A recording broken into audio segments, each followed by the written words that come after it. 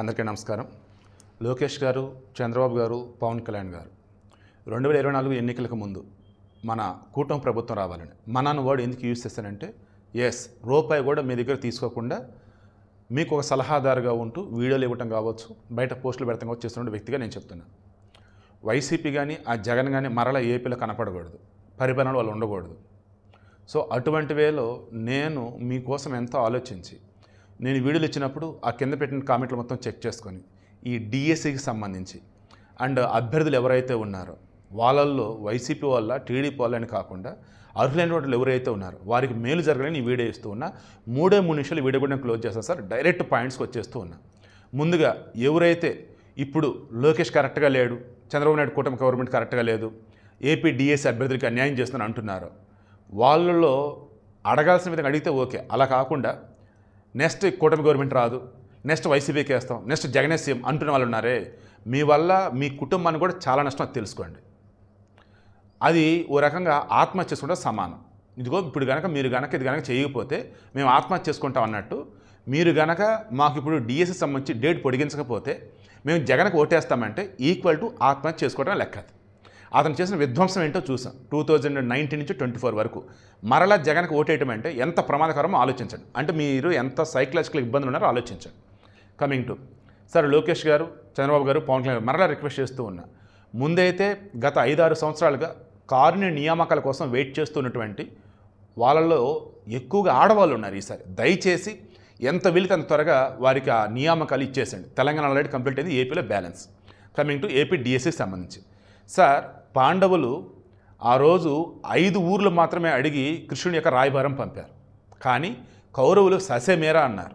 అది గనక జరుగున్నట్టయితే ఆ 5 ఊర్లు కనుక ఇచ్చేసినట్టయితే కురుక్షేత్రం ఉండేది కాదు. కాకపోతే ఆ రోజు కురుక్షేత్ర మహాసంగ్రామంలో భూభారం తగ్గినట్టుగా ఎంతోమంది చచ్చిపోయారు. ఇప్పుడు దానిని ఇక్కడ ఎందుకు సింక్ చేస్తున్నా నేను అంటే ఒకటే సార్ నేను అడుగుతుంది కూడా, ఈరోజు డిఎస్సికి సంబంధించి మీరు గతం ఇచ్చిన హామీలకు సంబంధించి క్వశ్చన్ చేస్తూ మిమ్మల్ని తప్పుపడుతూ ఉంటే నాకు చాలా బాధేస్తుంది. అండ్ కొంతమంది బాధపడుతూ కాళ్ళు పట్టుకుంటూ ఉంటే కామెంట్లు పెడుతుంటే అయ్యో ఏంటిది అనిపిస్తూ ఉంది.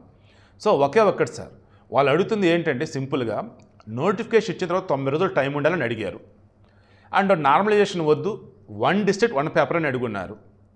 ఎన్నో ఏళ్ళుగా ఎదురు చూస్తూ ఉంటే ఇప్పుడు ఏజ్ రిలాక్సేషన్ కావచ్చు సరిగా లేకుండా ఏజ్ కట్ ఆఫ్ అన్నట్టుగా ఏదో పెట్టారు, అది కరెక్ట్గా లేదని కొంతమంది అడిగారు. మేము టెట్ క్వాలిఫై బీఈడీ చేసి డిఎస్సి కోసం చూస్తూ ఉంటే ఇప్పుడు డిగ్రీలో సంబంధించి మార్కులు ఇంత ఉంటేనే మీరు ఎలిజిబుల్ అంటే పెట్టారు, అది కరెక్ట్ కదా అని అన్నారు. ఇంతే, ఇంతకు మించి నేను ఏమనట్లా. దయచేసి ఈ డిఎస్సికి సంబంధించి ఇంకో కొద్ది రోజులు, ఇంకా 40 రోజుల నెల అట్లీస్ట్ ఆ వేళ మీరు ఎక్స్టెండ్ చేయండి. ఏమొద్దు సార్, రెఫరెండం ప్రజాప్రాయ సేకరణ. మన భారతదేశం ప్రజాస్వామ్యం, ప్రజల చేత ఎన్నుకోబడ్డటువంటి ప్రజలు ఉన్నటువంటి పాలకులు ఉన్నటువంటి ఇక్కడ వాళ్ళు నచ్చింది చేస్తారు. అలా జగన్మోహన్ రెడ్డి అనబడే వ్యక్తి రాజధాని అంటే 3 అంటూ ఏం చేసాడో మనం చూసాం. ఆ రోజు మనం ఏం మాట్లాడాం, ప్రజలు ఓట్లేసి గెలిపించినంత మాత్రం నీ ఇష్టం కాదురా బాబు, కొంచెం ఆలోచించయ్యా, రాజ్యాంగం అనేది ఒకటి ఉంది అని చెప్పేసి మనం మాట్లాడేమే లేదా. సో ఇప్పుడు విషయం కూడా ఏంటి, నేను అంటున్నది కూడా ఏంటి, ఒకటి సార్, ఇప్పుడు మనం రెఫరెండం నిర్వహిద్దాం. డిఎస్సికి సంబంధించి ఇంకో 40 రోజులు టైం పొడిగించాలా వద్దా అడగండి. అది కూడా ఎలాగా, వెబ్సైట్లో పెట్టండి, ఎప్పటికప్పుడు అది ఆన్లైన్లో కనపడాలి, 1 డే మాత్రమే టైం ఇవ్వండి. ఆ ఓటింగ్లో పాల్గొనేది కూడా ఎవరు, కేవలం ఈ డిఎస్సి సంబంధించి ఎవరైతే అప్లై చేస్తున్నారో వాళ్ళ నెంబర్తో లాగిన్ అయితే అప్పుడు మాత్రం వాళ్ళు అక్కడ ఓట్ చేయగలుగుతారు, ఒకసారే చేయగలుగుతారు. ఏమొద్దు సార్, డిఎస్సి ఒక 40 రోజులు పొడిగించాలి వద్దా, జస్ట్ అది ఒక్కటే పెట్టండి అంతే రెఫరెండ్, ఇంకేమొద్దు. దానివల్ల మీకు వచ్చే నష్టమేమీ లేదు సార్. ఇది 1 డిస్ట్రిక్ట్ 1 పేపర్ అంటున్నారు చూసారా, దానికి సంబంధించేసి నార్మలైజేషన్ వద్దని చెప్పేస్తున్నారు కదా, అది ఒకసారి ఎక్స్పర్ట్స్తో మాట్లాడండి. మీరు డిస్కస్ చేస్తున్న ఎక్స్పర్ట్స్ ఎవరైతే ఉన్నారో వాళ్ళు కనుక వైసీపీ వాళ్ళకి ఫేవర్గా ఉండే వాళ్ళు కనుక ఏంటంటే మీ దగ్గర ఎక్స్పర్ట్స్ కానీ చూపిస్తూ మిమ్మల్ని తప్పుదో పట్టిస్తారో నాకైతే అనిపిస్తూ ఉంది. కూటమి గవర్నమెంట్ వచ్చిన తర్వాత కూడా చాలామంది మిమ్మల్ని డైవర్ట్ చేస్తూనే ఉన్నారు. అవునా కాదు, ఒకసారి మీరు క్రాస్ చెక్ చేసుకోండి. ఎన్నిసార్లు జనసేన వాళ్ళు, టీడీపీ వాళ్ళు ఇదేంటి వీళ్ళకి పోస్ట్ ఇచ్చారని చెప్పేసి వైసీపీ వాళ్ళకి సంబంధించి మీ దగ్గర చూపించారంటే మీరే చెప్పండి.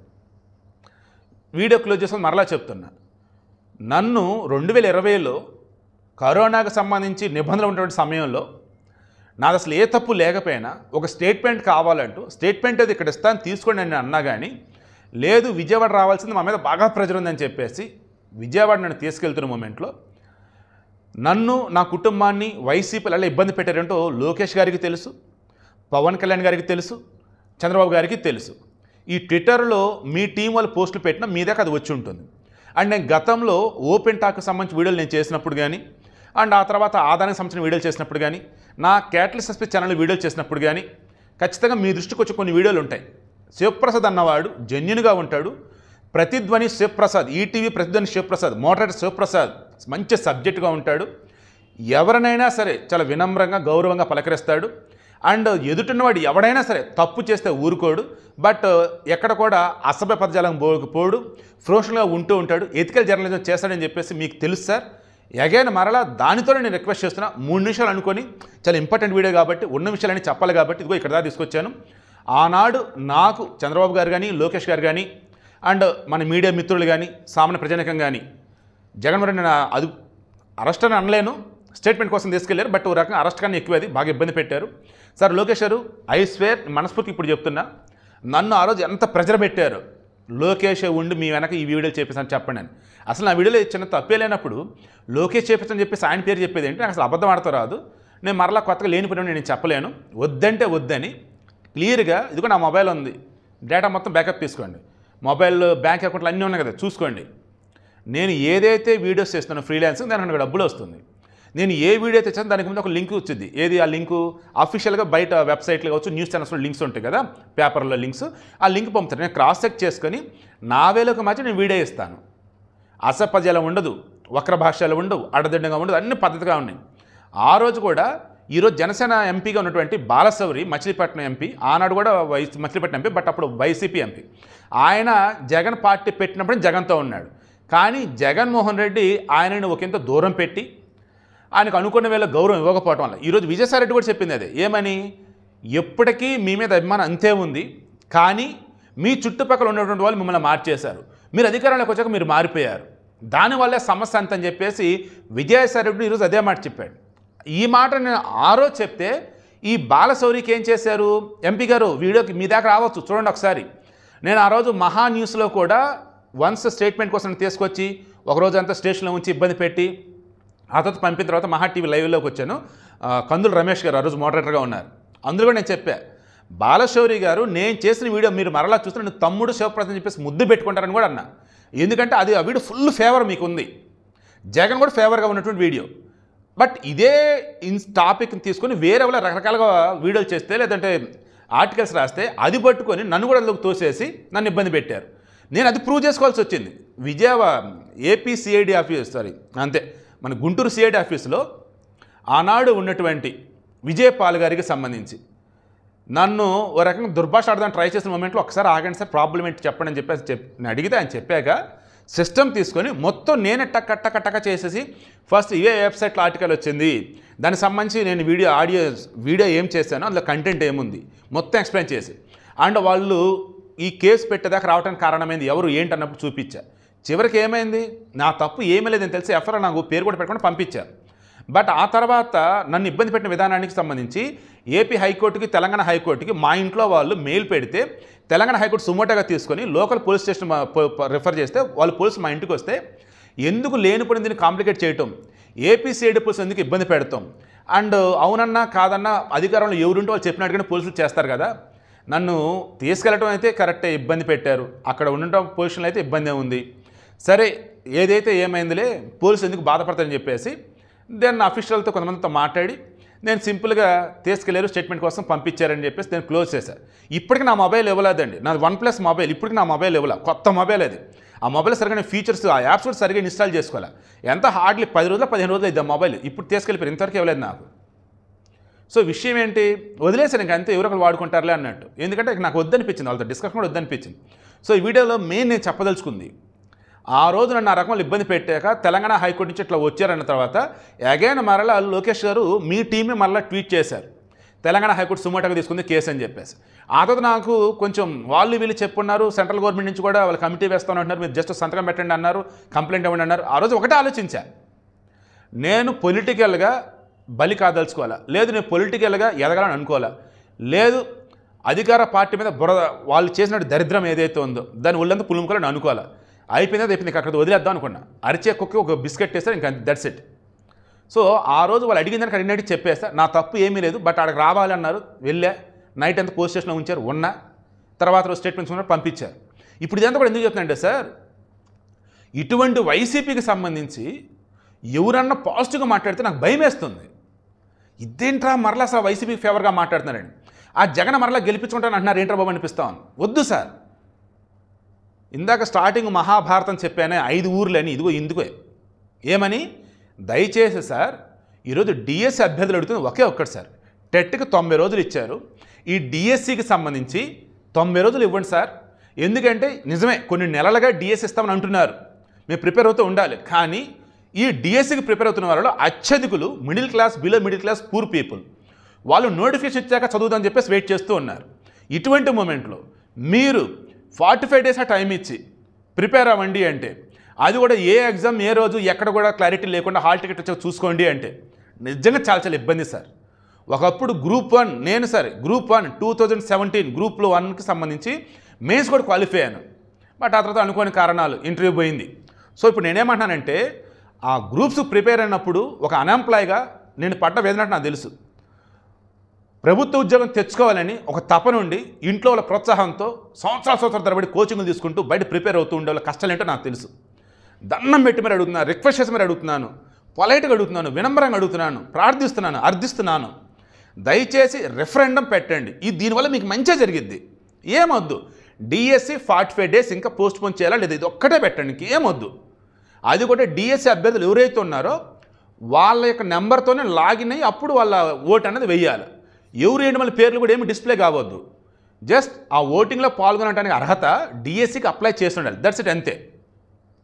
మళ్ళీ కొత్తగా వాళ్ళు వీళ్ళు జాయిన్ అవుతారు, ఇవన్నీ కూడా మళ్ళీ వద్దు. చాలామంది చాలా కోరికలు ఉంటూ ఉంటాయి. ఇప్పుడు అత్యధికులు 95% నేను గమనించిన వారిలో డిఎస్సికి నోటిఫికేషన్ ఇచ్చిన తర్వాత 90 రోజులు టైం ఉంటే బాగుండిద్ది, ప్లీజ్ అండి అంటున్నారు. సో ఇంకొక 45 డేస్ టైం పెంచండి చాలు. It's my sincere request. ఈ నార్మలైజేషన్ సంబంధించి 1 డిస్ట్రిక్ట్ 1 పేపర్కి సంబంధించి నిజమైనటువంటి ఎక్స్పర్ట్స్తో మాట్లాడండి. అండ్ ఏజ్ లిమిట్కి సంబంధించి అండ్ డిగ్రీలో కనుక మార్కులు తక్కువ వచ్చిండి బీఈడి క్వాలిఫై అయినా టెట్ క్వాలిఫై అయినా వాళ్ళు డిఎస్సికి నాట్ ఎలిజిబుల్ అని చెప్పి అన్నారు చూసారా, అది కూడా ఒక్కసారి చూడండి ఏదైనా పాసిబిలిటీ ఉంటే. బట్ నేనైతే కోరుకుంటుంది ఈ వీడియో ద్వారా మరలా చెప్తున్నా, నన్ను చూస్తే మీరు గుర్తుపడుతున్నట్టయితే ఒకప్పుడు వైసీపీలు ఎంతగా ఇతను ఇబ్బంది పెట్టినా ఇతను మాత్రం ధైర్యంగా నిలబడ్డాడు. జర్నలిస్ట్ శివప్రసాద్ సంబంధించి ఒక బ్రాండ్ ఉంది, క్యాటలిస్ట్ ఎస్పీ ఛానల్ చెప్పి ఒక బ్రాండ్ ఉంది, నీతిగా నిజాయితీగా ధర్మంగా ఇతను ఉంటాడు అని మీకు ఏమాత్రం అనిపించినా ఈ రెఫరెండం ఆలోచన ఏదైతే ఉందో ప్రజాప్రాయ సేకరణ డిఎస్సికి సంబంధించిన అప్లై చేసిన వాళ్ళ లాగిన్తో ఓపెన్ అయ్యి డిఎస్సి 45 డేస్ పెంచాలి ఇంకా అన్నదానికి సంబంధించి yes or no, that's it, అంతే. ఏమాత్రం మీరు పెట్టిన 1 డే టైంలో 50% బిలో గనక నో అనే ఆప్షన్ కనుక వచ్చింది అంటే దెన్ ఆటోమేటిక్గా ఎస్ అన్నదానికి ఓటేయండి, దట్ మీన్స్ పెంచండి. లేదు నో అన్నదానికి 50% అబవ్ కనుక వచ్చినట్టయితే రెగ్యులర్గా నేషనల్గా డిఎస్సి కండక్ట్ చేయండి. ఎందుకంటే మీ ఎఫర్ట్స్ మీరు పెట్టినట్టే దీనివల్ల మంచిగా జరిగింది సార్. ఈ డిఎస్సికి సంబంధించి ఆశ పెట్టుకున్నటువంటి వారిలో ఆ సిలబస్ సంబంధించి ప్రిపేర్ అవుతూ ఉన్నప్పుడు నిజంగా చాలామంది కన్నీళ్ళు వస్తూ ఉన్నాయి. ఎవరు ఒకరిద్దరు చనిపోయారు అంటున్నారు, ఆ చనిపోయిన వారి గురించి అసలు ఏం మాట్లాడండి. ఎందుకంటే ఆత్మహత్య మహాపాపం. అదేదో రాలేదని చనిపోవడం, ఇదేదో రాలేదని చనిపోవడం అసలు నేను ఎంకరేజ్ చేయను, వాళ్ళ గురించి నేను మాట్లాడను. మరలా రిక్వెస్ట్ చేస్తున్నా, దండం పెట్టి మరి చెప్తున్నా, 3 నిమిషాలు అన్నది కాస్త 14 నిమిషాలు వచ్చిందండి సార్. ఆలోచించండి. మీ ముందు ఆల్మోస్ట్ అన్నీ ఒక ఓపెన్ పుస్తకంలాగా అన్నీ తెరిచి ఉంచాను. నా గురించి ఎంక్వైరీ చేయండి, నా ఛానల్లో వీడియోస్ చూడండి. ఇంకా రిమైనింగ్ మీ సర్కిల్స్లో మీరు అడిగి చూడండి. శివప్రసాద్ అన్నవాడు ఎటువంటి మంచివాడో, దేనికోసం ఎఫర్ట్స్ పెడుతూ ఉంటాడో, ఎదురున్నది ఎవరైనా సరే వారిని ఏ రకంగా క్వశ్చన్ చేస్తాడో, ఒక మంచివాడి కోసం ఏ విధంగా తన వంతు ప్రయత్నం చేస్తాడనేది మీకు అందరూ చెప్తారు సార్. ప్లీజ్ సార్, మన ఏపీలోటువంటి నిరుద్యోగుల కోసం, డిఎస్సి ఆస్పిరెంట్స్ కోసం, ఇక జగన్మోహన్ రెడ్డి గారిని వైసీపీ కళలు కూడా ఏపీలో అధికారంలో రాకూడదు. మీరే మరలా జనసేన, టీడీపీ, బీజేపీ కలిసే ముందుకు వెళ్ళాలి. ఏపీని అద్భుతంగా డెవలప్ చేయాలి. దానికోసం ఈ నా ఎఫర్ట్. మరలా చెప్తున్నా, ఎవ్వరు కూడా కళలో కూడా దయచేసి ఇప్పుడు కూటమి గవర్నమెంట్ ఎలా చేస్తుంది కదా, ఇక నెక్స్ట్ మేము జగన్కే వేస్తాం అన్నటువంటి ఆలోచన రానివ్వకండి. మరలా చెప్తున్నా, ఈక్వల్ టు సూసైడ్. అది కావాలంటే క్రాస్ చెక్ చేసుకోండి. విధ్వంసం చేసిన వాడికి మరలా ఓటేస్తారని మీరు అంటున్నారంటే మీరేం చేస్తున్నారు, ఏం మాట్లాడుతున్నారు ఒక్కసారి ఆలోచించుకోండి. అధికారంలో ఉన్నటువంటి వారిని అడగాలి. లేదు బెదిరిస్తాం, హడావుడి చేస్తామంటే అది ఏ వేలో ఉండాలి, ప్రజాస్వామ్యబద్ధంగా ఉండాలి. ఈరోజు మనం కాదని వాడు అవతల వాళ్ళకి వేరే సైడ్ వెళ్తున్నారంటే పర్లేదులే, అది కూడా నేను బెటర్గానే ఉండిద్దాం మన ఆలోచన రావాలి తప్ప, వామ్మో ఏంటి ఇంత భయంకరంగా ఆలోచిస్తున్నారు, ఇటువంటి చాలా ప్రమాదం రా బాబు, వదిలేద్దాం రా బాబు వీళ్ళని అన్న ఆలోచనగా రాకూడదు. సో మరలా రిక్వెస్ట్ చేస్తున్నాను, పవన్ కళ్యాణ్ గారు, లోకేష్ గారు, చంద్రబాబు గారు, కారుణ్య నియామకాలకు సంబంధించి దయచేసి త్వరగా భర్తీ చేయండి. చాలామంది భర్త పోయినటువంటి ఆడవాళ్ళు ఎదురు చూస్తూ ఉన్నారు. నెక్స్ట్ డిఎస్సికి సంబంధించి రెఫరెండం పెట్టండి. జస్ట్ 45 days అంతే అడుగుతున్నది అంతా కూడా. అండ్ ఈ దాన్ని ఏమంటారు, 1 district 1 paper అని చూసారా, అది కూడా అడుగుతూ ఉన్నారు. ఈ రెండు దయచేసి కన్సిడర్ చేయండి. రెఫరెండం మాత్రం ఆ డిఎస్సి 45 రోజులు పెంచాలి, అదే ఖచ్చితంగా తీసుకోండి. దానివల్ల మీకు మంచిగా జరిగింది. నేను చెప్పింది ఒక్కసారి మనస్ఫూర్తిగా మీరు ఆలోచిస్తే మీకే తెలిసింది మంచిగా చదువుతున్నాడు కుదరవాడు అని చెప్పేసి.